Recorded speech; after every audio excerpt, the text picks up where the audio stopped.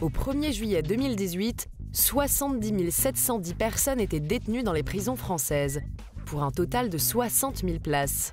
C'est un record historique depuis la Libération. Mais pour mieux comprendre, il faut distinguer les différents types de prisons. Les maisons d'arrêt, les maisons centrales et les centres de détention.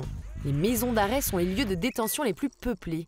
Elles accueillent les prévenus en attente de jugement et les condamnés à des peines de moins de 2 ans. Donc la grande majorité des détenus. C'est un régime dit fermé. Les portes des cellules sont constamment closes, à l'exception de la promenade. Les maisons centrales, le deuxième type de prison, ont également un système de portes closes. Elles accueillent, elles, les détenus condamnés aux plus longues peines et considérés comme dangereux.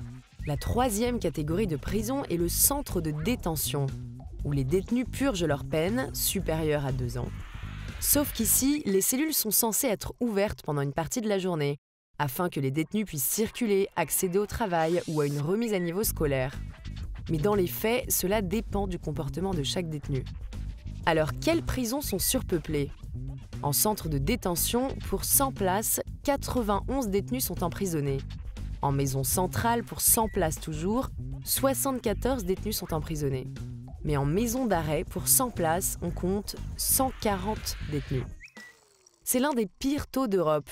Alors forcément, les conditions de détention sont souvent déplorables.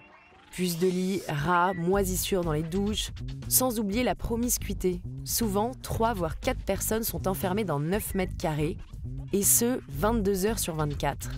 Autre conséquence, l'insécurité pour les surveillants et pour les détenus. La prison est-elle une honte de la République ?